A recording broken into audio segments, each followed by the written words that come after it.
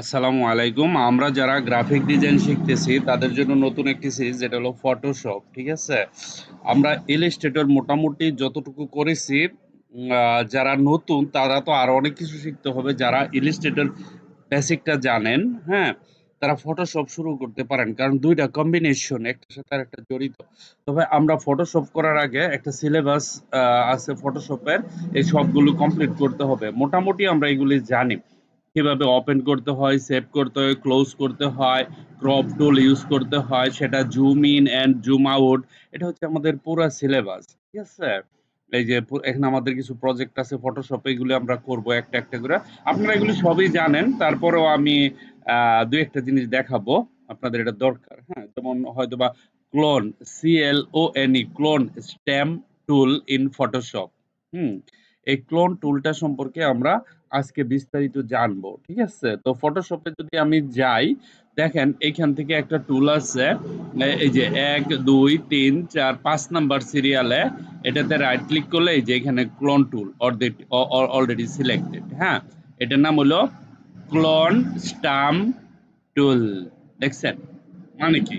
অর্থাৎ ক্লোন শব্দের অর্থ হচ্ছে ক্রিয়েট করা, সৃষ্টি করা। ঠিক আছে? তো আমি এখন দেখাবো। ধরেন সাপোজ আমি এইখানে আমি যদি এইখানে এড করি, দেখেন এখানে আমাকে ক্লোন করা, আমি ক্লোন করে নিয়ে আসছি।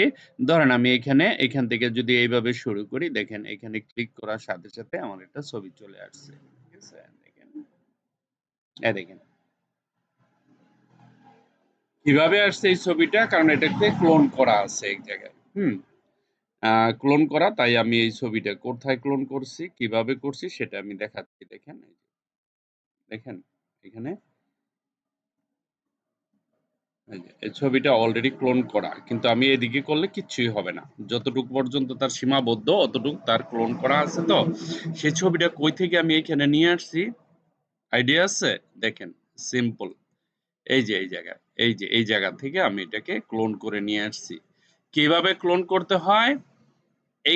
এই যে দেখছেন, এটাতে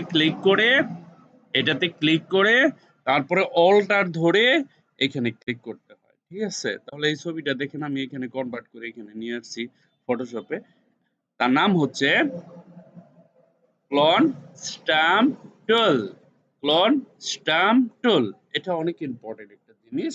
সেটা দিয়ে আপনারা বিভিন্ন ধরনের ডিজাইন করতে পারবেন স্বভাবতই। ওকে? সো ডিজাইন করে ফেললাম আপনাদের চোখের সামনেই। হ্যাঁ, দেখেন, আবার দেখাচ্ছি। দেখেন। আমি এটাকে কমপ্লিট করে ফেললাম। ওইখান থেকে ক্লোন করে নিয়ে আসি। সিম্পল। আবার ধরেন আমি এখানে ক্লিক করলাম। এই জায়গাতে আসার পরে আমি যদি ধরেন অল্টার চেপে যদি এইখানে ক্লিক করি, ধরেন আমি এইখানে ক্লিক করলাম। হ্যাঁ, অল্টার চেপে আমি এখানে ক্লিক করলাম। ধরেন এই জায়গাটাতে আমি অল্টার চেপে ক্লিক করলাম। ওকে? এখন আমি যদি এই জায়গাতে চলে আসি, এইখানে সাপোজ এখন আমি যদি এটাকে সিস্টেম করি, দেখেন আপনার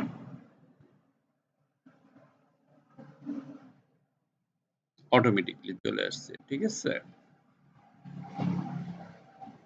দেখেন,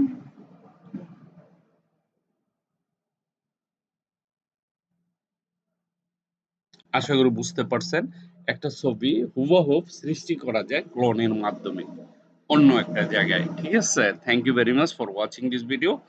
তো ক্লাসে আমি আরো বিস্তারিত বুঝাবো। যারা রিয়েল স্টুডেন্ট আছেন, আমার স্টুডেন্ট আছেন যারা, ঠিক আছে? তাদেরকে আরো অনেক বিস্তারিত জানতে হবে। কারণ ইলাস্ট্রেটরসে ফটোশপ কিন্তু কঠিন।